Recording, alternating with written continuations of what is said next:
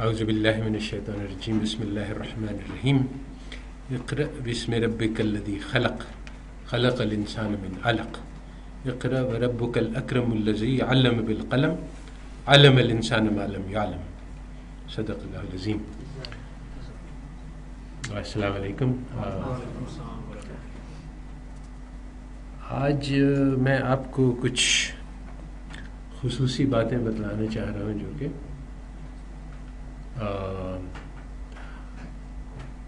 معروف نہیں ہیں، اور اس کی وجہ یہ ہے کہ اس وقت دنیا کے ذرائع ابلاغ پہ قبضہ ان لوگوں کا ہے جو مسلمان یا اسلام سے خیالات سے بہت دور ہیں. تو ان کے اپنے نظریات ہیں کہ دنیا کیا ہے اور کس چیز کے بارے میں ہے، ہماری زندگی کا مقصد کیا ہے، اور ہمیں بزنس کیسے چلانا چاہیے. اور چونکہ طاقت بھی ان کے پاس ہے اور کتابیں بھی وہ چھاپتے ہیں اور بہت سارے اور وجوہات ہیں جس کی وجہ سے ان کے نظریات بہت پھیل رہے ہیں، اور سب کو یہ دھوکہ ہے کہ یہی کچھ ہے جو سچ ہے، اور اسی کو ہم سیکھیں گے تو یہ ہمارے لیے ترقی کا ذریعہ بنے گا. تو بات ایسی نہیں ہے جو کہ ہمیں بتلائی جا رہی ہے، بلکہ حقیقت بہت دور ہے اس باتوں سے جو کہ ان باتوں سے جو کہ مشہور اور معروف ہیں. تو سب سے پہلے یہ جو آیات میں نے پڑھی اقرأ، یہ سب سے پہلی آیات ہیں جو رسول اللہ صلی اللہ علیہ وسلم پر نازل ہوئی تھیں. وہ غار حرا میں تھے اور اپنے رب کی تلاش میں تھے. ان کو بعض بنیادی سوالات ہیں جو ہر انسان کے ذہن میں پیدا ہوتے ہیں، جو کہ یہ دنیا کیسے پیدا ہوئی، انسان کیسے آئے، ہماری زندگی کا مقصد کیا ہے، ہمیں یعنی کون سے کام کرنے چاہیے جو اچھے ہوں گے اور کون سے کام ہیں جو برے ہیں، ہمیں لوگوں کے ساتھ کس طرح سے پیش آنا چاہیے، معاشرہ کیسے تعمیر ہوتا ہے، ممالک کیسے بنائے جاتے ہیں، اس کو کیسے چلانا چاہیے، کیا پارلیمانی نظام ہوگا یا خلافت ہوگی، اس کے قانون کیا ہوں گے، اس کے طریقۂ تعلیم کیا ہوگا. یہ بہت ساری چیزیں ہیں جو اس کا کیا جواب ہے، یعنی کیسے ہم سوچ سکتے ہیں. تو رسول اللہ صلی اللہ علیہ وسلم غار میں تھے تو وہی آئی، ابراہیم علیہ السلام آئے اور انہوں نے یہ آیات پڑھی. اقرأ سب سے پہلا لفظ جو کہ اللہ تعالیٰ کا پیغام جو انسانیت کو دیا جا رہا ہے، آخری اور مکمل پیغام ہے، اس کا سب سے پہلا لفظ ہے اقرأ. تو بڑی حیرت کی بات ہے کہ اس وقت امت میں زیادہ تر لوگ پڑھے لکھے نہیں ہیں، اور یہ ایسا ہمیشہ سے نہیں ہے، بلکہ 1400 سال تک مسلمان اقوام خواندگی کی شرح جو ہے وہ تقریباً 100% ہوتی تھی. اور اس کی وجہ یہ ہے کہ ہر بچے کو قرآن پڑھنا سکھلایا جاتا تھا. تو اس میں تو کوئی، مگر آج یہ بات قائم نہیں رہی. وہ تو اس جو ابتدائی دیکھو اللہ تعالیٰ اپنا تعارف کروا رہے ہیں. ایک بندہ جو ہدایت کی تلاش میں اللہ تعالیٰ کو جانتا نہیں ہے، اس کے اللہ تعالیٰ اپنا تعارف کروا رہے ہیں. تو اللہ تعالیٰ تو ان کی صفات اتنی ہیں کہ اللہ تعالیٰ نے خود بتلایا ہے کہ سمندر کو اگر آپ روشنائی بنا دیں اور اس سے لکھنا شروع کر جائیں تو پورا ختم ہو جائے گا اور دوسرا بھی ختم ہو جائے گا، مگر اللہ تعالیٰ کی صفات اور اللہ تعالیٰ کی جو قدرت ہے اور اس کا بیان جو ہے وہ ختم نہیں ہو سکتا. تو اب ایک جملے میں، 2 جملے میں، 3 جملے میں کیا اللہ تعالیٰ بتلاتے ہیں؟ تو یہ وہ کون سی چیز ہے جو اہم ہے؟ تو اللہ تعالیٰ کہتے ہیں کہ اللہ تعالیٰ نے انسان کو پیدا کیا علق. معلق سے یہ لفظ ہے، یعنی جو ایک لٹکنے والی چیز. اس کو لوگوں نے اکثر غلط ترجمہ کیا ہے، مگر معلق جو ہے وہ جدید سائنسی تحقیق کے مطابق ہے، اور ایک ایسی بات کی نشاندہی کرتا ہے جو اس وقت کسی کو معلوم نہیں تھی. اسی اور اسی کو دیکھ کے کہ اسلام میں کس تفصیل سے کتنی ساری ایسی معلومات دی گئی ہیں جو کہ اس وقت کسی بھی انسان کو نہیں معلوم تھی. کئی لوگ ہیں جو مسلمان ہو گئے ہیں اس کو دیکھ کے. تو بہرحال خلق الانسان من علق اقرأ وربک الاکرم الذی علم بالقلم علم الانسان ما لم یعلم. اس میں یعنی بہت گہرائی ہے کہ یہ جو ابتدائی بات ہے کہ اللہ تعالیٰ اپنے آپ کا تعارف کرا رہے ہیں کہ میں وہ ذات ہوں جو کہ علم الانسان ما لم یعلم، انسان کو سکھلایا وہ جو کہ وہ نہیں جانتا تھا. اب یہ جو پیغام دیا گیا اس کے ذرا اثرات دیکھنے کی ضرورت ہے کہ یہ جو پیغام، یہ جو تعلیم اللہ تعالیٰ نے مسلمانوں کو دی اس کی کیا اثرات ہیں. اس پہ اتفاق ہے، یعنی یہ کچھ تو باتیں ہیں جو مسلمان کہتے ہیں اپنے دین اور ایمان اور جذبے کی جوش میں، اور کچھ باتیں ہیں جو تاریخی حقائق ہیں جسے کسی کو انکار نہیں. تو ایک تاریخی حقیقت یہ ہے جس سے کسی کو انکار نہیں کہ اس وقت عرب لوگ جو بدو قوم تھی وہ دنیا کی سب سے پسماندہ قوم تھی. ہر طرح سے وہ باقی دنیا میں اس وقت چین تھا اور ایران تھا اور روم تھا اور مصر تھا، ان کی بہت ایڈوانسڈ سویلائزیشنز تھے.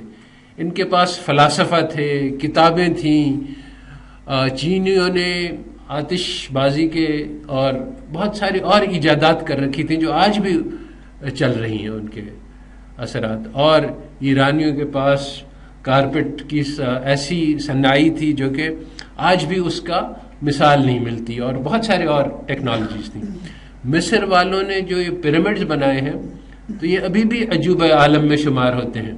اور ابھی ریسنٹلی یعنی انجینئرز نے ایک آرٹیکل میں نے پڑھا تھا چند سال پہلے کہ یہ جو ترچھے کاٹے گئے ہیں برکس تو اور ایک کے اوپر دوسرا رکھا گیا ہے تو ان کا بالکل ایگزیکٹ میچ چاہیے کہ سلوپ ایک ہی ہو، ورنہ ایک دوسرے کے اوپر ٹیڑھی میڑھی ہو جائے گی. میں نے کہا آج ہمارے پاس لیزر کے ذریعے سے ہم ایسا اس طرح سے کاٹ سکتے ہیں، ورنہ اس سے پہلے تو ہمیں پتہ نہیں کہ اس کو اس ایکوریسی کے ساتھ کیسے کاٹا جا سکتا ہے. ان کے پاس تو لیزر تھے نہیں، انہوں نے کیسے کاٹے یہ کسی کو معلوم نہیں. تو بہرحال کہنے کا مقصد یہ کہ ان سب کے پاس بڑی ایڈوانس ٹیکنالوجیز تھی اس زمانے کے اعتبار سے بھی اور آج کے زمانے کے اعتبار سے بھی، اور عرب سب سے پیچھے تھے.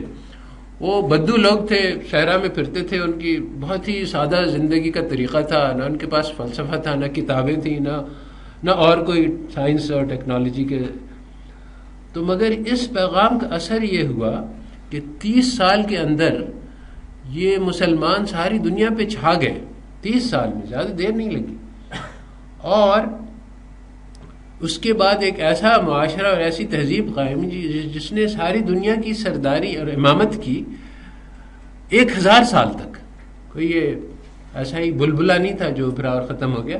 ایسے بلبلے آئے ہیں، سکندر اعظم نے ساری دنیا فتح کر لی، مگر جب اس کا انتقال ہوا تو پھر وہ سب ختم ہو گیا اسی وقت.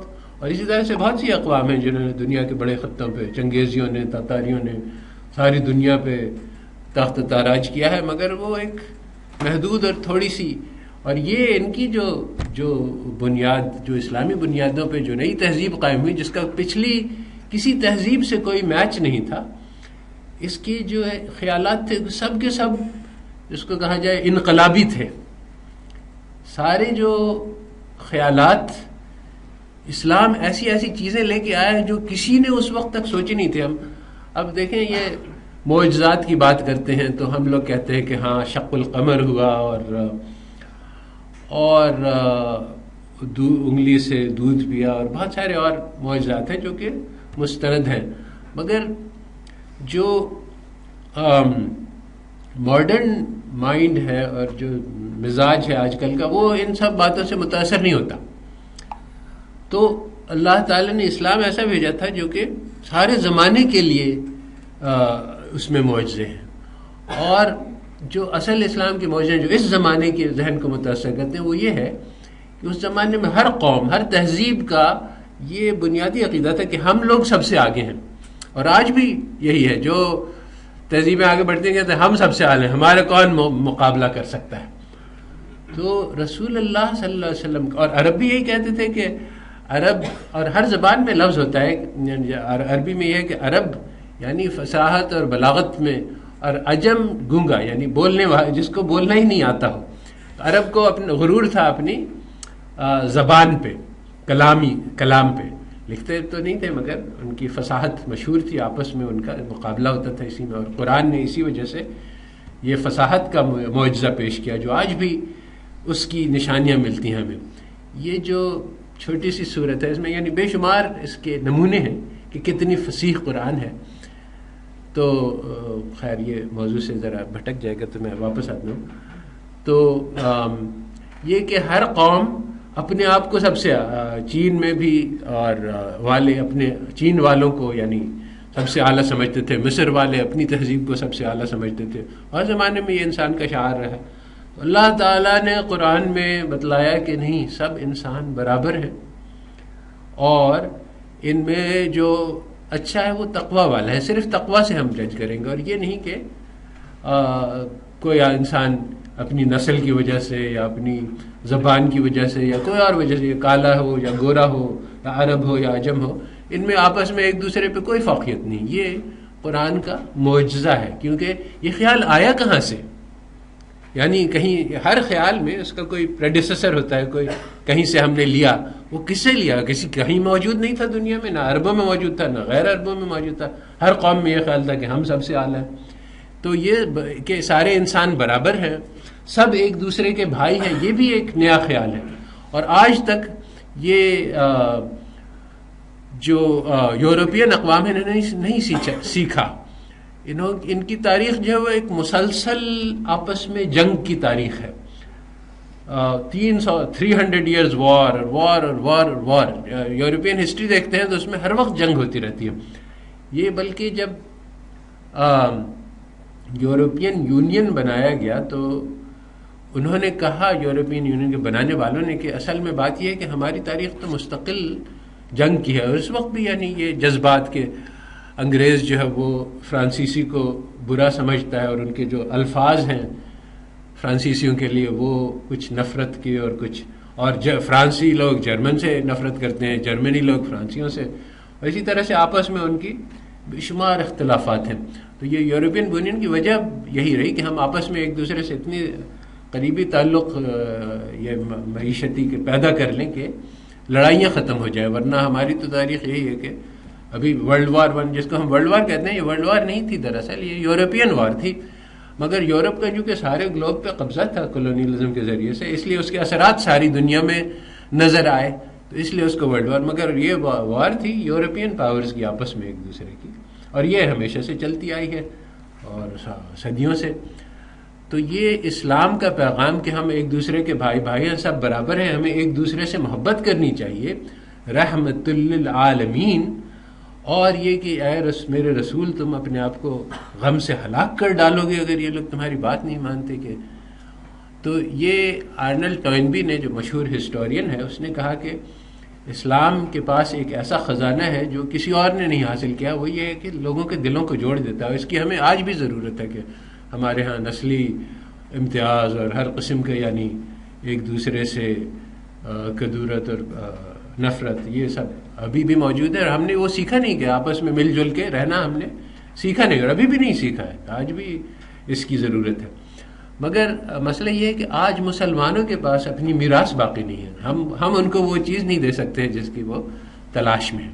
تو وہ پیغام جس نے اس میں یعنی میں نے صرف 2 باتیں میں اس میں بے شمار ایسی چیزیں ہیں جو انسانیت کے لیے نئی تھیں اور عجوبہ تھیں، اور آج بھی ان کی انسانیت کو ضرورت ہے. تو اس پیغام کے اثرات جو ہیں وہ یہ ہوئے کہ جو مسلمان تھے انہوں نے ایک ایسی تہذیب قائم کی جو ساری دنیا میں سب سے زیادہ عروج پہ پہنچی، اور سب سے زیادہ یعنی پوری انسان کی تاریخ میں ایسی کوئی تہذیب نہیں جو 1000 سال تک چلی ہو زور شور سے. مگر اللہ تعالیٰ نے یہ بھی لکھا تھا قرآن میں کہ تلک الایام نداولها بین الناس، کہ یہ جو دنیا کا قبضہ جو ہے یہ ہم بدلتے رہتے ہیں، اور اس میں کبھی تم کو سرداری دے کے آزمائش میں ڈالا جاتا ہے، کبھی تم کو غلامی میں ڈال کے آزمائش میں ڈالا جاتا ہے. دونوں چیزیں آزمائش ہیں، ایسا نہیں ہے کہ کوئی ایک چیز کی ترجیح ہو دوسری پر. البتہ یہ ہے کہ ہمارے حالات کے اعتبار سے ہمیں سرداری بھی دی جا سکتی ہے اور غلامی بھی دی جا سکتی ہے، تو ہمارے حالات دیکھنے کے لائق ہیں. تو اب بات یہ ہے کہ اس پیغام میں ہر وہ چیز تھی جس کی ہمیں ضرورت ہے، اور یہ اللہ تعالیٰ نے کہا ہے قرآن میں، الیوم اکملت لکم دینکم واتممت علیکم نعمتی ورضیت لکم الاسلام دینا، کہ آج میں نے تمہارے اوپر اپنا دین مکمل کر دیا اور تمہارے لیے اس کو پسند کر لیا اور اپنی نعمت کو تمام کر دیا۔ تو اللہ تعالیٰ کی سب سے بڑی نعمت جو ہے وہ یہ دین اسلام ہے جو ہمیں ملی ہے، اور اس میں ہمارے لیے مکمل رہنمائی ہے۔ یہ جو اکمل کا لفظ آیا ہے اس آیت میں، اس کی تفسیر میں اس میں دو معنی ہیں۔ ایک تو کمال، جس کو انگریزی میں کہتے ہیں پرفیکشن، جو مکمل کے لفظ میں اس سے آتا ہے کہ اس میں کوئی کمی نہیں، کہیں ہمیں دوسری جگہ دیکھنے کی ضرورت نہیں کہ اس میں یہ ایریا جو ہے یہ کورڈ نہیں ہے۔ اور کمال کے ساتھ ساتھ اس میں ایک یہ بھی ہے مطلب کہ یہ پرفیکٹ ہے، ایرر فری ہے، اس میں کوئی نقص نہیں ہے، کوئی غلط چیز اس میں شامل نہیں ہو گئی ہے، کہ اس میں ہر چیز کا ہم آنکھیں بند کر کے بھروسہ کر سکتے ہیں، اعتبار کر سکتے ہیں کہ یہ صحیح ہے جو قرآن میں ہے اور جو ہمارے دین میں ہے، اس میں کوئی غلطی نہیں ہے۔ تو اس پیغام نے مسلمانوں کو بالکل ہی زیرو سے دنیا کے عروج تک پہنچا دیا تھا، اور اس سے کسی کو انکار نہیں، سب لوگ اس پہ یعنی مسلم غیر مسلم سب اس پہ متفق ہیں۔ مگر اب جو ماڈرن مسئلہ ہے وہ یہ ہے کہ جو ماڈرن لوگ ہیں وہ یہ کہتے ہیں کہ اسلام کا پیغام آج ہمارے لیے مناسب نہیں ہے۔ جو کافر لوگ ہیں وہ یہ کہتے ہیں کہ اسلام اپنے زمانے کے لیے بہت بہترین تھا اور اس زمانے کی ساری ضروریات کے مطابق تھا، اس لیے اس نے یہ کمال اور یہ مارکہ دکھلایا جو کہ اس نے دکھلایا، جس سے کوئی انکار نہیں کر سکتا۔ مگر آج اسلام میں وہ صفات نہیں۔ آج اگر ہمیں ترقی کرنا ہے تو پھر ہمیں مغرب سے سیکھنا پڑے گا، ہمیں ان سے ڈیموکریسی بھی سیکھنی پڑے گی، ہمیں گورننس بھی سیکھنا پڑے گا، ہمیں مینجمنٹ بھی سیکھنا پڑے گا، ہمیں بایولوجی، کیمسٹری، فزکس، میتھمیٹکس کر کے سب کچھ جو ہے وہ انہی کے پاس ہے، ہمارے پاس کچھ بھی نہیں، ہم فقیر ہیں اور ان کے پاس سارے خزانے ہیں۔ تو آج ہم سائل بن کے ان کے دروازے پہ جائیں گے اور بھیک مانگیں گے تو پھر شاید ہماری ہاتھ میں کچھ آئے، کچھ ٹکڑے، یعنی کسی کو یہ تو تصور نہیں ہے کہ ان سے مانگ کے ہم ان سے آگے ہی بڑھ سکتے ہیں، یہ تو تصور میں بھی نہیں کیا جا سکتا، مگر شاید ہمارے لیے گزارے کے لائق کچھ ہو جائے۔ ایک بار میں ترکی میں تھا تو میں نے کہا کہ یہ ترکی والے اس زمانے میں بہت زیادہ کوشاں تھے کہ ہمیں یورپین یونین میں شامل کر لیا جائے، تو میں نے کہا کہ تم لوگوں کا شامل کر لیں گے بھی تو تمہاری حیثیت وہی ہوگی جو ٹھیلے والے کی ہوتی ہے تم لوگ کو۔ میں نے کہا کہ ٹھیلے والا بھی یورپ میں بہت کچھ کما لیتا ہے، یعنی یہ بھی کافی ہے ہمارے لیے۔ تو بات یہی ہے کہ ہماری اس وقت جو ویژن ہے وہ یہی ہے کہ یورپ کے ٹھیلے والے بن جائیں تو کچھ نہ کچھ ہمارے گزارے کے لائق۔ تو یہ وہ ویژن نہیں ہے جو اسلام نے ہمیں دیا تھا۔ تو یہ تو اس میں تو کوئی تعجب کی بات نہیں ہے کہ کافر یہ کہے کہ اسلام جو ہے وہ آج کل کے زمانے کی ضروریات کے مطابق نہیں ہے، مگر جو اصل مسئلہ ہے وہ یہ ہے کہ مسلمان بھی یہی کہہ رہا ہے، اور مسلمان کو بھی اپنے خدا پر بھروسہ نہیں ہے اور اپنے دین پر بھروسہ نہیں ہے، اور مسلمان آج سمجھتا ہے کہ دین ہمارا اکمل نہیں ہے، اس میں بہت سارے نقص ہیں، بہت سارے چیزیں ہیں جو اللہ تعالی نے ہمیں بتلائی نہیں، کہ بینکوں کو کیسے چلانا ہے اور بزنس کو کیسے چلانا ہے، یہ سب اللہ تعالی نے ہمیں سکھایا نہیں، تو اس لیے ہمیں جا کے اس کو غیروں سے سیکھنا ہوگا۔ تو اللہ تعالی نے ہمارے دین کو نامکمل رکھا۔ دوسری بات جو لوگ سمجھ رہے ہیں کہ بعض چیزیں جو اللہ تعالی نے بتائی ہیں وہ اس میں غلطی ہو گئی تھی کچھ، کیونکہ وہ جو انہوں نے سود کو بند کر دیا تو آج کل تو سود کے بغیر ہمارا گزارا ہی نہیں ہے۔ تو اب جو لوگ یعنی اسلامی جذبہ نہیں رکھتے ہیں وہ تو کہتے ہیں کہ یہ تو سود بالکل اچھی چیز ہے اور اس سے فائدہ ہوتا ہے، اور جو لوگ اسلامی جذبہ رکھتے ہیں وہ کہتے ہیں کہ جو ربا اللہ تعالیٰ نے منع کیا وہ اصل میں سود نہیں تھا۔ تو یعنی دونوں طرح سے ہمارے یعنی ہمیں آج کل یعنی جو اصل چیز ہے وہ مغرب کی طریقہ اور تعلیم ہے، اور یہ تو ہے ہی ہے. اب اگر اس کو قرآن کے ساتھ جوڑنا ہے تو پھر قرآن کی تعویل کر دی جائے، جہاں جہاں ٹکراؤ پیدا ہوتا ہے وہاں وہاں قرآن سے کہیں کہ اس میں اصل میں اللہ تعالیٰ کا یہ مطلب نہیں تھا جو بظاہر سمجھا جا رہا ہے، اور اس میں مطلب کچھ اور تھا. تو بہرحال تو مسئلہ یہ ہے کہ وہ پیغام جس نے ہمیں زیرو سے ساری دنیا کی لیڈری دے دی تھی، آج وہ ہمارے لیے مفید نہیں.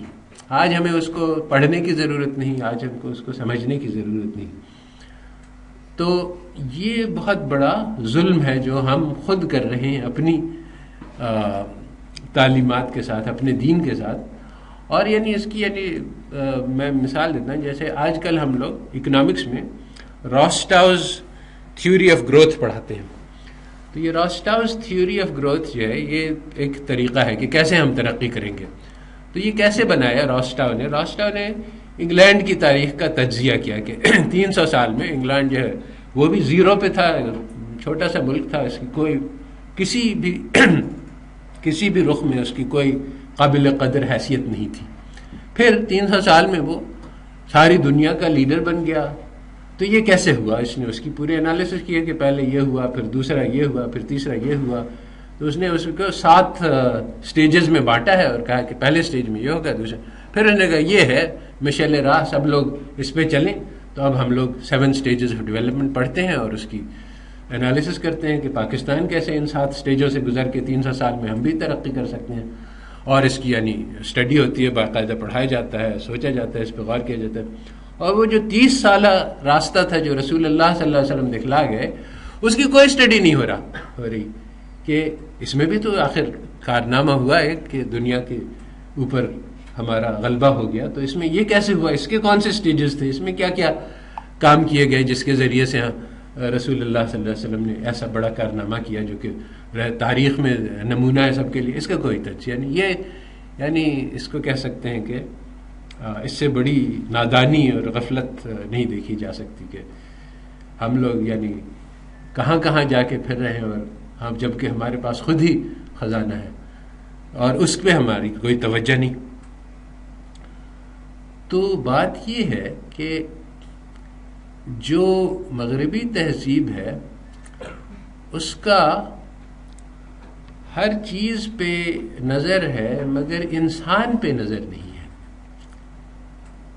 تو ہیومن ریسورس، ان لوگوں نے مغربی تہذیب نے اپنا ہدف بنایا، مقصد بنایا پیسے کا جمع کرنا، ویلتھ کو پیسہ کہہ سکتے ہیں یا اس سے بھی بڑے معنی میں لے سکتے ہیں، مگر بہرحال تو ان کے نزدیک زندگی کا مقصد انسان کی یہ ہے کہ زندگی میں زیادہ سے زیادہ مزہ حاصل کیا جائے، اور مزہ حاصل کرنے کے لیے پیسے کی ضرورت ہے. تو مزے کے لیے تو انہوں نے کہا کہ زندگی کا مقصد پیسہ کمانا ہے. تو بزنس کا بھی یہی مقصد ہے کہ پیسہ بناؤ. ملٹن فریڈمن کا بہت مشہور قول ہے کہ the only business of business is to make profits. اور اس سے کوئی ہٹ کے ادھر ادھر ہوا، کسی نے رفاہ عامہ کا سوچا، کسی نے سوشل رسپانسبلٹی کا سوچا، تو یہ اس نے غلطی کی، کیونکہ ان سب چیزوں کو پروفٹس کے معنی نہیں ہونا چاہیے، پروفٹس کے راستے میں نہیں آنا چاہیے. پروفٹس کو bottom line is every thing. اور کہا جاتا ہے کہ آل از fair in love and war, کہ جنگ اور یہ محبت میں کوئی بھی معاشی رکاوٹ یعنی معاشرتی رکاوٹوں کو تسلیم نہیں کرتے. تو اس زمانے میں یہ پرانے زمانے کا مقالہ ہے جبکہ بزنس آل امپورٹنٹ نہیں ہو گیا تھا. اور اس میں بھی ایک سوچ اور کی تبدیلی کا عنصر ہے کہ کسی زمانے میں یعنی مغربی تہذیب میں بھی یہ ہمیشہ سے ایسی نہیں رہی ہے، بلکہ جب عیسائیت کا غلبہ تھا وہاں، تو عیسائیت میں بھی پیسہ کمانے کو اور پیسہ جمع کرنے کو بری سمجھا جاتا ہے، اور کم پیسہ ہونا، فقر کو اچھی چیز سمجھا جاتا ہے. ان کے یہاں تو رہبانیت ہے، ہم سے بہت آگے ہیں اس معاملے میں. اور وہ تو کہتے ہیں کہ ہم یعنی جو اصل چیز ہے وہ تو پاورٹی ہے، اور جو ان کے راہب تھے وہ پاورٹی واؤز لیتے تھے کہ ہم دنیا کا کوئی مال نہیں رکھیں گے، اور اسی کو ان کے ہاں عزت کی چیز سمجھا جاتا تھا. اور اسی طرح سے بہت سی اور مگر اور بائبل میں ہے کہ ایک امیر آدمی کے لیے جنت پہنچنا اتنا ہی مشکل ہے جتنا اونٹ کا سوئی کے ناکے سے گزرنا مشکل ہے، اور اس قسم کی بہت ساری باتیں ہیں. تو ہمیشہ سے ایسا نہیں ہے کہ وہ لوگوں نے دولت کو اپنا مقصد حیات بنایا، مگر یہ ایک پوری پروسیس تھی جس کو گریٹ ٹرانسفارمیشن کہتے ہیں. اس کو کئی تاریخ دانوں نے لکھا ہے کہ کیسے ایسا ہوا کہ مغربی تہذیب نے اپنا پورا موقف یعنی 180 درجہ یعنی ایک طرف سے دوسری طرف اپنا قبلہ موڑ لیا. تو یہ پوری ایک پروسیس ہوئی اور انہوں نے اس کو اپنا مقصد بنا لیا کہ پیسہ کا حصول جو ہے وہ ہر چیز ہے، وہ سب چیزوں پہ ڈومیننٹ ہے، اور اسی کے لیے اب ساری چیزیں جو ہیں وہ اس کے سبارڈینیٹ ہو گئی کہ ہر چیز کو استعمال کرنا ہے پیسہ بنانے کے لیے، حتیٰ کہ انسان بھی اسی کے تابع ہو گیا. یہ جو لفظ ہے ہیومن ریسورس، یہ لفظ بہت توہین کرتا ہے انسانوں کی کہ، اور ہم لوگ اکانومکس میں یہ پروڈکشن فنکشن بناتے ہیں کہ y = f(k)l کے جو پروڈکٹ ہے جو پروڈیوس کیجیے اس کے لیے انپٹس ہمیں چاہیے جن کے ذریعے سے ہم پروڈکشن کریں گے. تو اس میں ایک انپٹ کیپٹل ہے اور ایک انپٹ انسان ہے. تو انسان کی حیثیت یہ ہے کہ وہ پیسہ بنانے کی مشین ہے، اور جتنا زیادہ وہ پیسہ بنا سکتا ہے اتنی ہی اس کی قیمت ہوگی، اتنی ہی اس کی وقت ہوگی. یہ ایک تصور ہے. جب کہ پہلے پیش کیا گیا یورپ میں تو سب لوگ اس پہ شاک ہوئے اور حیران ہوئے اور اس کی زور و شور سے تردید کی. یعنی ایک پوری بحث چلی جو یورپ میں کسی ان کے ماڈرن تھنکر نے اس کو بڑی جرت سے پیش کیا یہ خیال کہ انسان کی قیمت تو وہی ہے جو وہ جتنا وہ پیسہ بنا سکتا ہے، اور اس کی بڑی زور شور سے اس کا انکار ہوا، اس کی تردید ہوئی. مگر آہستہ آہستہ یہی بات غالب آ گئی، اور اب عام تصور یہ کہ انسان کی قیمت وہ ہے جو وہ پیسہ بنا سکتا ہے. چنانچہ اگر انسان جو ہے وہ غریب ہے اس کی کوئی قیمت نہیں. تو یہ انسان کے تصور سے اور اسلام کی قدروں سے بالکل ہی کوئی جوڑ نہیں کھاتا، اور یہ انسان کو بالکل ہی یعنی ناقص اور کمزور چیز سمجھتا ہے یہ تصور. اور آج یعنی ہماری جو تعلیم ہے اس کا یہی مقصد ہے، اس کا یہی محور ہے کہ کس طرح سے انسان کو پیسہ کمانے کے لائق بنایا جائے. اور ہماری تعلیم کا جو مقصد ہے وہ یہ کہ انسان کو جاب سکلز پروڈیوس کر دی جائیں. اگر جاب سکلز مل گئیں تب تو بہت اچھا ہے، اور نہیں تو تعلیم کا مقصد کہ اس کو یہ دنیا کیا ہے، اس کو زندہ رہنے کا طریقہ، انسان بننے کا طریقہ آ جائے. اس کا کوئی تذکرہ ہی نہیں کہ انسان کیا ہوتا ہے، انسان کے اندر کون سی صفات ہوتی ہیں، کون سی صفات اچھی ہیں، کون سی صفات بری ہیں. اس کا پورے آپ کے سلیبس میں کہیں تذکرہ ہی نہیں ملے گا، کیونکہ یہ بات اہل مغرب کو پتہ ہی نہیں ہے کہ انسان ہوتا کیا ہے.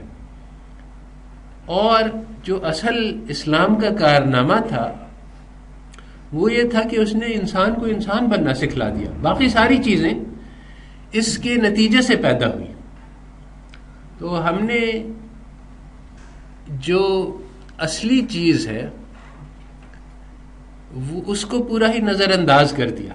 سر یہاں پہ میں ایک چیز پوائنٹ آؤٹ کروں گی کہ جیسے آپ کہتے ہیں کہ مغرب میں انسان کو انسان سمجھا ہی نہیں گیا اس طرح سے، لیکن سر اگر ہم اس وقت پریکٹیکلی دیکھیں تو جیسے انگلینڈ ہے وہ سوشل مطلب ایک اسٹیٹ کا پورا کانسیپٹ جو اسلام میں دیا گیا تھا وہ وہاں پہ پریکٹیکلی.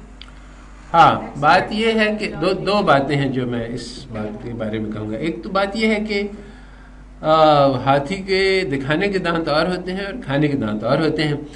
تو جو بات کہی جا رہی ہے، ہمیں جو بتلائی جا رہی ہے وہ الگ ہے، اور جو حقیقت ہے وہ اس سے بہت الگ ہے. جس کی ایک بہت سادہ سی میں مثال دیتا ہوں کہ جب امریکیوں نے عراق پہ حملہ کیا تو ان کا یہ کہنا تھا کہ یہ ہم اس لیے کر رہے ہیں کہ ساری دنیا کو خطرہ ہے اس آدمی سے جو بہت جنگلی ہے اور بہت ڈکٹیٹر ہے، اور اس کے پاس ویپنز آف میس ڈسٹرکشن ہیں، اور عراقی قوم کو اس نے جبر و استبداد کیا ہوا ہے. ہم جا کے ان کو آزادی دلائیں گے اور یہ ویپنز کو ختم کریں گے اور ان کو عراقیوں کو ایک نیا آزادی کا تصور پیش کریں گے، اور ان کے لیے یہ ہمارا اور جو آرمی گئی اس کو یہی بتلایا گیا تھا. آرمی خود اپنے آپ کو لبریٹرز سمجھ کے جا رہے تھے کہ ہم جا کے اس قوم کو لبریٹ کر دیں گے, مگر انہوں نے جو حرکات کی وہ سب کے سامنے, حتیٰ کہ جو سب سے بڑی ریٹ رہی امریکی فوجیوں کے ہلاک ہونے کی, وہ سوئسائڈ کی وجہ سے ہوئی, خودکشی کی وجہ سے ابھی بھی. اور اس لیے انہوں نے خودکشی کی لکھا ہے انہوں نے کہ ہم نے ایسے ایسے مظالم کی, ایسے ایسے بربریت کی کہ میں اب اپنے آپ کو انسان نہیں سمجھتا ہوں, اور میں یعنی بہت عرصہ پہلے میں مر چکا ہوں انسان کی حیثیت سے. تو یہ تو ایک, میں جب اپنے آپ کو گولی مار رہا ہوں تو یہ تو اس ایک حقیقت کا اظہار ہے جو بہت پہلے سے وقوع پذیر ہو چکی. تو سر پھر انسانیت کا کوئی نہ کوئی انکلکیٹ کانسیپٹ ہوا ہے تو وہ ان کو ایک یہ ریئلائزیشن نہیں, انکلکیٹ نہیں ہوا. دیکھیں بات یہ ہے کہ انسان جو ہے وہ تو پیدا ہی انسان ہوتا ہے, ہر انسان. جو انکلکیٹ کیا جاتا ہے وہ اس کے خلاف ہوتا ہے اس کو. تو ہر انسان کے اندر اتنی انسانیت باقی رہتی ہے اس کے باوجود کہ وہ احساس کر سکے کہ کیا حقیقت ہے. ہاں, طالبان کے لیے یعنی جو دیکھیں, آپ نے کبھی کسی طالبان سے ملاقات کی ہے؟ نہیں کی. ساری باتیں جو آپ نے سنی ہیں وہ اخبار میں سنی. اب یہ اخبار کون چھاپ رہا ہے اور اس میں کس قسم کی خبریں چھپ رہی ہیں؟ یہ آج کا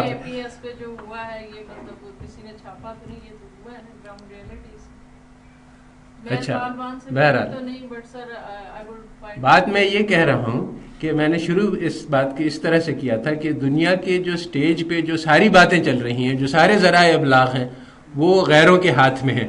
اس لیے 100% باتیں جو انسان کے دماغ کے اندر ڈالی گئی ہیں وہ حقیقت کے خلاف ہیں. جس طرح سے میں نے ایک مثال دی کہ امریکہ کے جو پروپیگنڈا تھا کہ ہم اس وجہ سے جا رہے ہیں, اسی طرح سے لیبیا کا معاملہ ہے کہ لیبیا جب معمر قذافی نے 1968 میں اس پہ قبضہ پایا تو وہ غریب ترین ملک تھا افریقہ کا.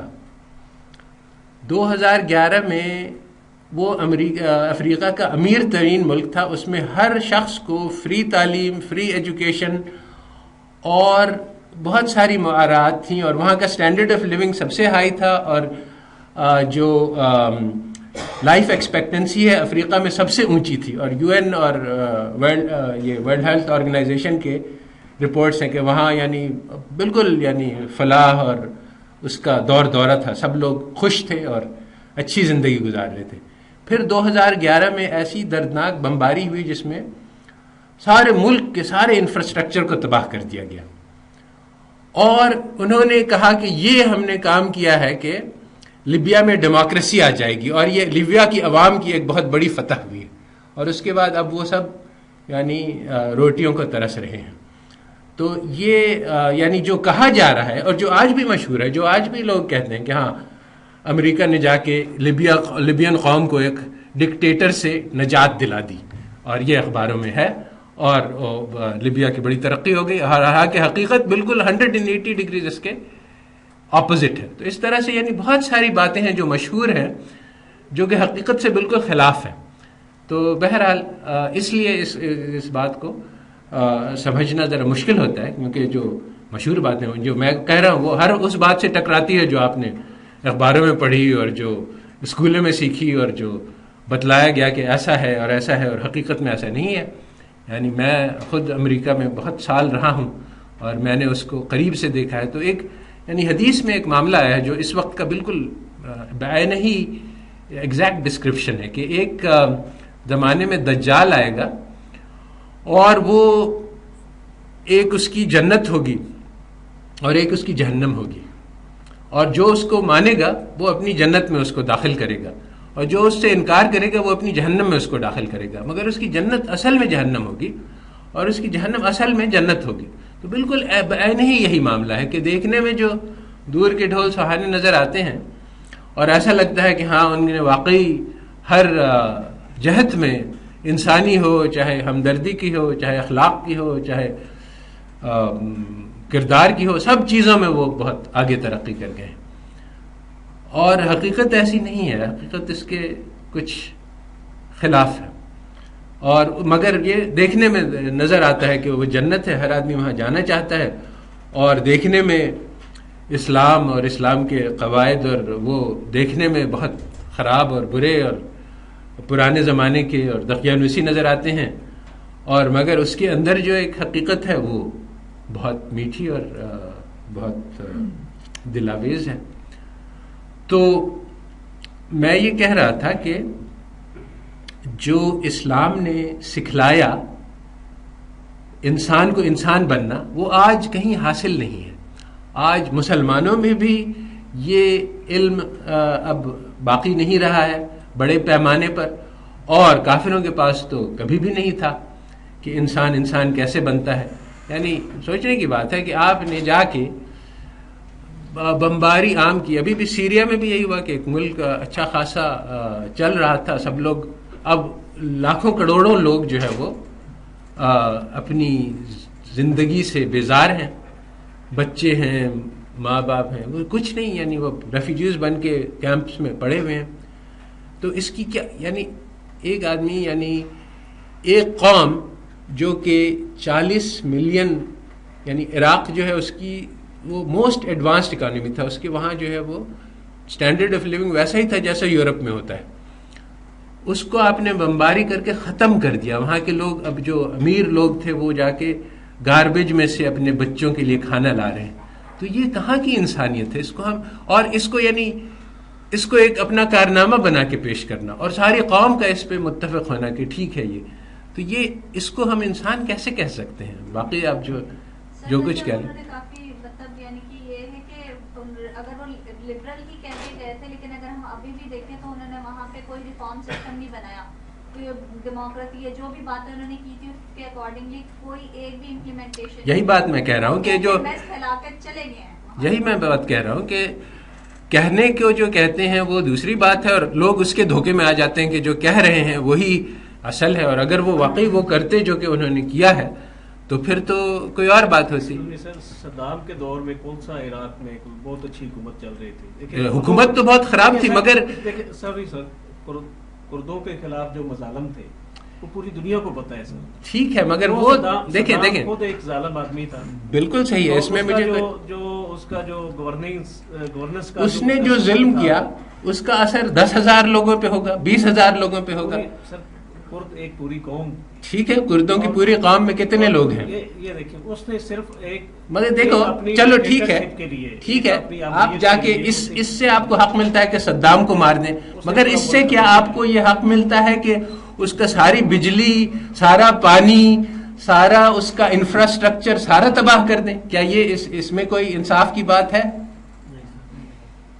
ٹھیک ہے، صدام ظالم تھا، آپ صدام کو شوٹ کر دیں. یہ تو انہوں نے کیا، معمر قذافی کو شوٹ کر دیا انہوں نے، مگر سارے ملک کا انفراسٹرکچر، اس کے برج، اس کے ڈیم، اس کی روڈز، اس کے ہسپتال، یہ سارا تباہ کرنے کا کس نے آپ کو حق دیا ہے؟ یہ تو سوچنے کی بات ہے نا. اور دوسرا سر ابھی دیکھیں اتنے لیبنان سے یہ سارا ایشو اٹھا تھا نا، جب ایک بچے نے وہ مطلب اس کی مدر بیمار تھی اور وہ کوئی ہاسپٹل کا، تو وہاں سے یہ پھر سارا جو ان کی اصل میں ہم لوگ یعنی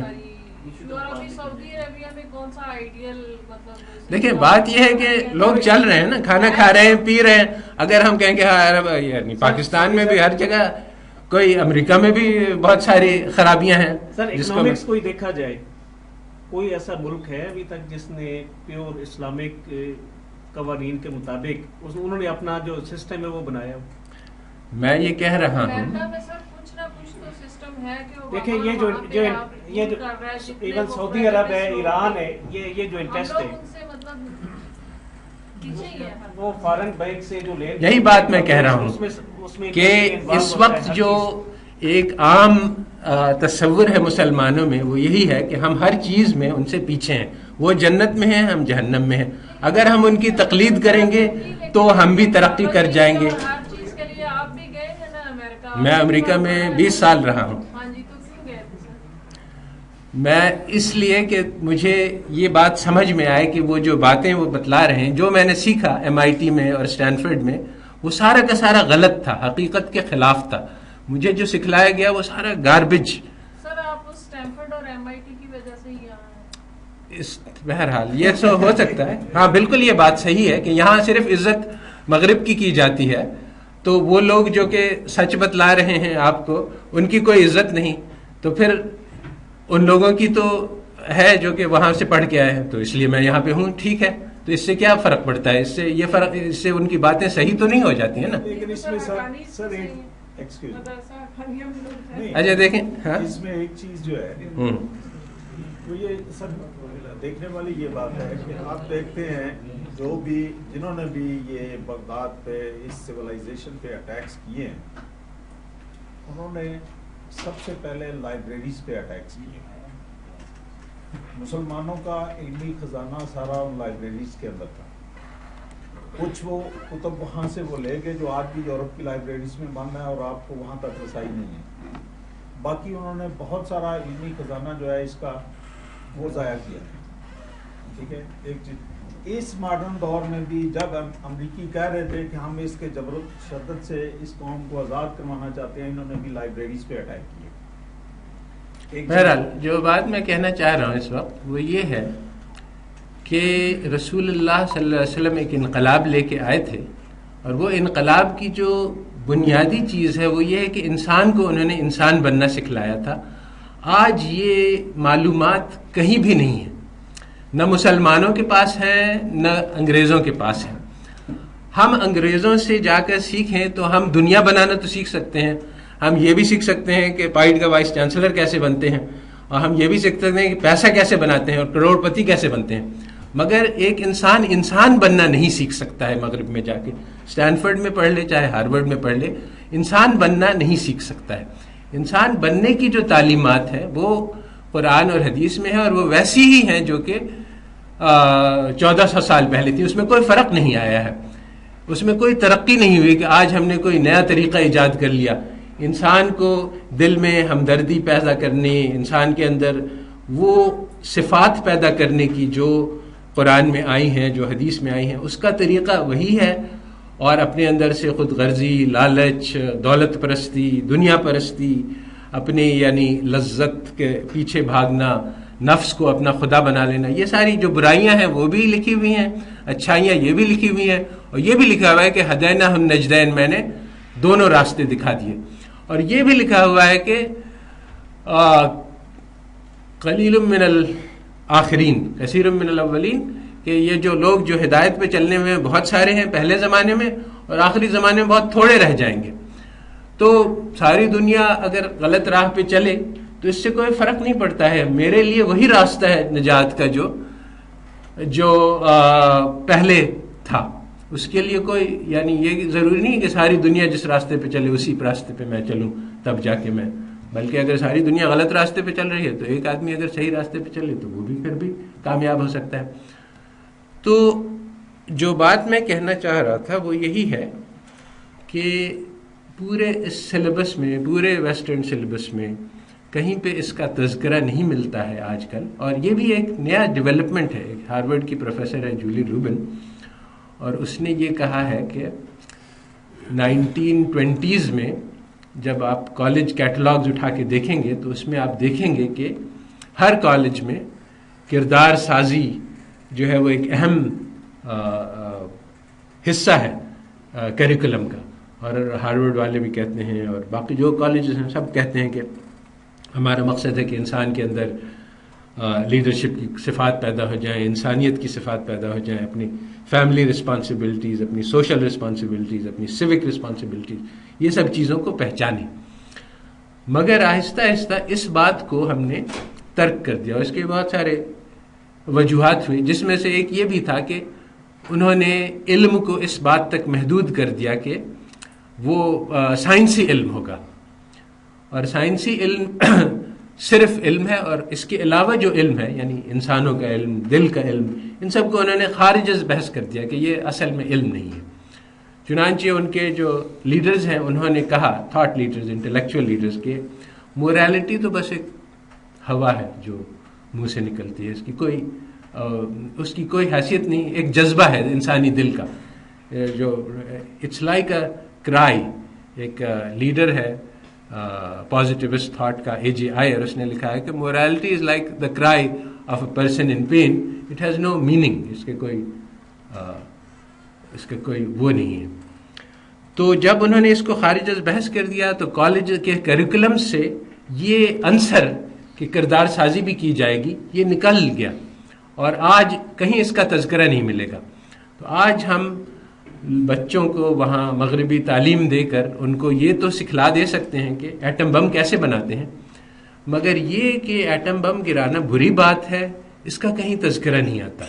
اور یہ کہ لوگ مریں گے، اور یہ انسان کے دل میں اگر بنیادی انسانیت قائم ہے تو اس کو یہ احساس ہوگا، اس کو دکھ ہوگا کہ لوگ مر رہے ہیں. جب ایٹم بم کے جو موجد ہے اس کو کانگریس میں بلایا گیا کانگریشنل ٹیسٹیمنی کے لیے کہ ہم لوگ بم گرانے جا رہے ہیں ہیروشیما پہ، تو اس کے کیا اثرات ہوں گے اور اس کے بارے میں کچھ بریفنگ دو.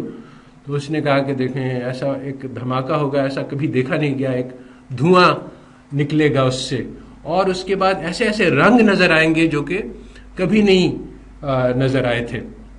لوگ اچھا اور کیا اثر ہوگا؟ ہاں وہ یعنی لوگوں پہ کیا اثر ہوگا؟ ہاں ہر آدمی جو 50 میل کے ریڈیس میں وہ سب مر جائیں گے. اب یعنی اس کو جو ہے وہ آتش بازی کا جو منظر ہے وہ یہ پیش کر رہا ہے، یہ یعنی اس کے دل کی کیفیت بتلاتا ہے. اور اسی طرح سے میکنامارا جو کہ ییل میں گریجویٹ ہے، اس کو بزنس اسکول کے مینجمنٹ، رزلٹ بیسڈ مینجمنٹ اس کو سکھلایا گیا، تو اس نے اس کو اپلائی کیا جا کے ویتنام میں. جنرلز نے اس کو مشورہ دیا کہ یہاں کے حالات ہیں ایسے ہیں، یہاں کے انسان ایسے ہیں. اس نے کہا یہ سب سے کوئی فرق نہیں پڑتا، جو اصل چیز ہے وہ یہ ہے کہ اتنی تعداد میں گوریلاز ہیں. اس نے اس کا یعنی پورا کیلکولیشن کیا، وہ سارا رزلٹ بیسڈ آدمی تھا تو کوانٹیٹیو اس نے کیلکولیشنز کیے. اس نے کہا کہ دیکھو اس وقت جو ہے وہ 20,000 گوریلاز ہیں، ہم لوگ ہر روز جو ہے وہ 3 گوریلا کو مار رہے ہیں، تو یہ تو اس سے تو کام نہیں بنے گا، اس سے تو ہمیں کئی سال لگ جائیں گے. تو ایسا کرتے ہیں کہ ہم لوگ اگر ہر روز 100 گوریلا کو ماریں گے تو 2 سال میں یہ وار ختم ہو جائے گی. تو اب 100 گوریلا کو مارنے کے لیے دیکھیں ہم اتنے سولجرز اور اتنے گنز اور اتنے لگتے ہیں، تو اس سے ہم اتنے لوگ مارتے ہیں. تو اب اس کو اگر ہم اتنے تعداد میں بڑھا دیں گے تو 100 گوریلا روز مارنے لگیں گے. تو اس نے جو ہے وہ بالکل کیلکولیشنز کر کے وہ اپنے وار پلان کی، مگر اس سے وہ کام نہیں بنا، کیونکہ جو ہوا وہ انسانوں کی یعنی انہوں نے ایسے ہی بے دردی سے، جیسا کہ ہم دیکھ چکے ہیں اپنے سامنے، لوگوں کو مارنا شروع کیا، قتل عام شروع کیا، اور ایسا یعنی وہاں ہر کسی کو انوسنٹ ہو جائے یعنی سویلین ہو سب کو مارنا شروع کیا. اس سے عوام کے دل میں ایک ایسی زبردست نفرت پیدا ہوئی کہ ہر آدمی سولجر بن گیا ان کے خلاف. تو اب وہ جو کیلکولیشن ان کے سارے کیلکولیشن معطل ہو گئے ان کے. تو اس نے آخر میں اپنی زندگی میں، ابھی وہ مرا ہے ریسنٹلی، تو اس نے تھوڑا بہت اپنی افسوس اور ندامت کا اظہار کیا ہے کہ میں نے یہ جو کام کیا یہ اچھا نہیں تھا اور بہت سارے لوگ قتل ہوئے. تو اس کے یعنی کانشیس بیدار ہوا. مگر بات یہ ہے کہ جو تعلیم ہے اس نے انسانوں کو عدد شمار بنا دیا. اس کو یعنی ہمارے یہاں تو یہ ہے کہ ایک انسان کو قتل کرنا بھی پوری انسانیت کو قتل کرتے. ایک انسان کی موت بھی بہت بڑا المیہ ہے اور اس کی بڑی مثالیں ملتی ہیں. تو بہرحال بات یہ ہے کہ جو انسان کے جذبات ہوتے ہیں وہ نہ ہمارے پاس ہے نہ ان کے پاس ہے. میں یہ نہیں کہہ رہا ہوں کہ برتری کا دعویٰ نہیں کر رہا ہوں، میں یہ کہہ رہا ہوں کہ اسلام میں ہیں اور ہمارے اسلاف نے ان کو حاصل کیا تھا. مگر وائے ناکامی متائے کارواں جاتا رہا، کارواں کے دل سے احساس زیاں جاتا رہا. بہت بڑا ایک خزانہ تھا جو ہمارے پاس تھا، جس کی وجہ سے ہم دنیا میں سب سے اعلیٰ مقام پر تھے. اب وہ خزانہ ہم نے کھو دیا اور ہمیں یہ بھی بھول گئے کہ وہ خزانہ کیا تھا. چنانچہ اب ہم اس کو ڈھونڈ رہے ہیں وہاں سے جہاں سے ہمیں مل ہی نہیں سکتا. چاہے ہم سب سے بہترین رزلٹ بیسڈ مینیجر ہو جائیں، انسان بننا نہیں سیکھ سکتے. ایک ڈاکٹر ابھی ریسنٹلی شفا میں اس نے لیکچر دیا تھا، تو وہ کہہ رہا تھا کہ میں نے امریکہ جا کے دلوں کو بدلنا سیکھ لیا. یعنی ایک انسان کا دل کاٹ کے اس کے اندر دوسرا دل جوڑنا، یہ میں نے سیکھ لیا. مگر دل کے اندر جو برے احساسات ہوتے ہیں کہ جیلسی ہے اور حسد ہے اور کینہ ہے اور جو ان کو نکالنا، اس کو صاف کرنا اور اس کے اندر جو اچھے احساسات ہیں، انسانی ہمدردی ہے، محبت ہے، ایمان ہے، بہت سارے چیزیں ہیں جو دل کے تطہیر کرتی ہیں، اور جس کا یعنی جو اسلام کا اصل چیز ہے وہ تزکیہ ہے، یعنی اپنے آپ کو صاف کرنا، دل کو صاف کرنا. یہ اسلام کی اصل تعلیم ہے. اس کا کوئی تصور ہی نہیں ہے ویسٹ میں، اور مسلمانوں کے پاس بھی اس کی کوئی وقت نہیں ہے. مسلمانوں کے پاس اس کا طریقہ تو موجود ہے کتابوں میں، مگر کتابوں میں ہی ہے. اس لیے اور حدیث میں آیا ہے کہ اسلام اجنبی بن کر آیا تھا اور اجنبی بن جائے گا. تو آج جو میری بحث کا مطلب ہے وہ یہ ہے کہ عام طور پہ 5 منٹ ہے کہ عام طور پہ یہی سمجھ جایا جا رہا ہے کہ اسلام کی اب کوئی ویلیو نہیں رہی، اور مسلمان بھی یہی سمجھ رہا ہے اسلام کی کوئی ویلیو نہیں ہے. آج اگر ہمیں ترقی کرنا ہے تو مغرب کی تقلید کرنی ہوگی، اور اس کے علاوہ ہمارے کوئی چارہ نہیں. تو یہ تصور بالکل غلط ہے. اس کے علاوہ جو مسلمان ہیں، جو سنسیئر اور مخلص مسلمان ہیں، وہ بھی ایک غلط فہمی پہ چل رہے ہیں، اور وہ یہ ہے جس کی اس غلط فہمی کی بنیاد پہ انٹرنیشنل اسلامک یونیورسٹی بنی اسلام آباد میں اور ملیشیا میں، کہ مغرب کے پاس ایک علم ہے اور ہمارے پاس ایک علم ہے، اور دونوں کو جوڑ دیں گے تو ایک بہت اچھی چیز بن جائے گی. مگر اس میں بھی کوئی کامیابی نہیں ہوئی، اور اس کی وجہ یہ ہے کہ یہ دونوں چیزیں جو ہیں یہ ایک دوسرے کی ضد ہیں، اور اس لیے ان دونوں کو جوڑا نہیں جا سکتا ہے. اب جو مغربی MBA کی تعلیم ہے اس میں جو بیسک کانسیپٹ ہے وہ یہ ہے کہ every thing bottom line is every thing. اسلامی تعلیمات یہ ہے کہ ہمارا مقصد ہے خدمت. اب پرافٹس جو ہیں وہ خدمت کی غرض سے کی جاتی ہیں، یعنی اصل مقصد خدمت ہے، مگر مثلا ہم روٹی پکا رہے ہیں تو ہم اس جذبے سے نہیں پکا رہے کہ ہم روٹی دے کے پیسہ کمائیں گے، بلکہ ہم یہ کہتے ہیں کہ معاشرے کی ضرورت ہے، ہر انسان کی ضرورت ہے کہ وہ روٹی کھائے، تو ہم اس ضرورت کو پوری کرنے جا رہے ہیں، تو ہم انسانیت کی خدمت کر رہے ہیں. ہاں تو اب مفت بانٹنا شروع کریں. تو اگر ہم مفت بانٹیں گے تو 1 دن بانٹ لیں گے، 2 دن بانٹ لیں گے، پھر ہمارے پیسے ختم ہو جائیں گے. تو اس لیے یہ خدمت زیادہ دیر جاری نہیں رہ سکتی. تو اس لیے ہم ایک مناسب اس کے لیے رقم قیمت لے لیں تاکہ اس خدمت کو ہم جاری رکھ سکیں. تو اس میں جو پرافٹ ہے وہ مقصود نہیں ہے، بلکہ وہ فی نفسی، بلکہ وہ ایک ذریعہ ہے خدمت کو جاری رکھنے کا. تو یہ تصور ایگزیکٹلی اپوزٹ ہے from everything which is taught in the MBA، کہ ہمارا مقصد ہی خدمت ہے، اور جو پرافٹس ہیں وہ ہم ذریعہ ہیں اس خدمت کو پرولونگ کرنے کا. تو یہ ایک بیسک آئیڈیا ہے.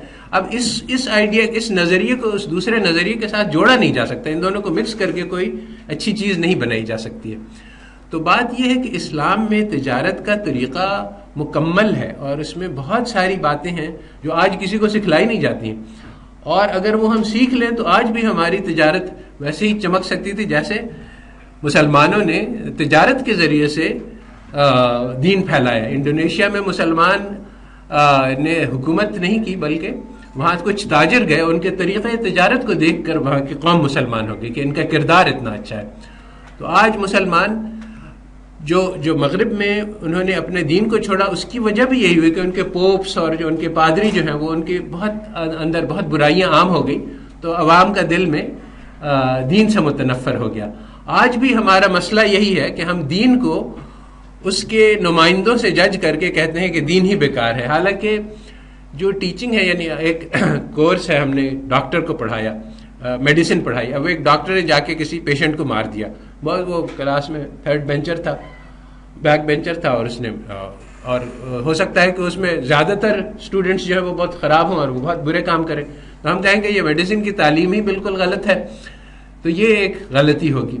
تو ہمیں تعلیمات کو دیکھنا ہے، اور اس کے جو نمونے نظر آ رہے ہیں وہ آج ہر کوئی بہت ناقص ہے. اس کا میں آخری بات کہہ کے ختم کرتا ہوں کہ وہ مثال دی جاتی ہے کہ ایک آدمی ہے، اس کے پاس ایک بہت قیمتی خزانہ ہے، اس کے پاس ایک ہیرے کی انگوٹھی ہے جو کروڑوں روپے کی ہے، مگر اس کا حلیہ خراب ہے، اس کے بال بکھرے ہوئے ہیں، اس کا قمیض پھٹی ہوئی ہے، اس کے بدن سے بدبو آ رہی ہے. تو لوگ کہیں گے کہ یہ اصلی ہیرا نہیں ہو سکتا، یہ جعلی ہے، کیونکہ ایسا آدمی کیسے ایسا ہیرا بن سکتا ہے. تو آج مسلمان اور اسلام کا یہی حال ہے کہ مسلمان نے ایسے ایسے حرکات کی ہوئی ہیں کہ لوگوں کو اسلام ہی میں شک پیدا ہو گیا ہے. اس میں غیروں کا کیا کہنا، مسلمانوں ہی کا یہ حال ہے کہ مسلمانوں کو بھی اسلام میں شک ہے، کیونکہ وہ جو امت میں جو حالات نظر آ رہے ہیں اس کی کوئی میچ نہیں ہے اسلام کی تعلیمات سے. تو ہم کہتے ہیں کہ اسلام کی تعلیمات میں کوئی فائدہ ہوتا تو ہمیں نظر آتا ہے اس کے اثرات. تو یہ ایک غلط فہمی ہے. آج بھی وہی چشمہ بقا تھا جسے سب سراب سمجھے. تو آج بھی راستہ ہمارے لیے ترقی کا وہی ہے جو 1400 سال پہلے تھا، مگر اس وقت جو ہے وہ لوگ اس کی طرف متوجہ نہیں ہیں.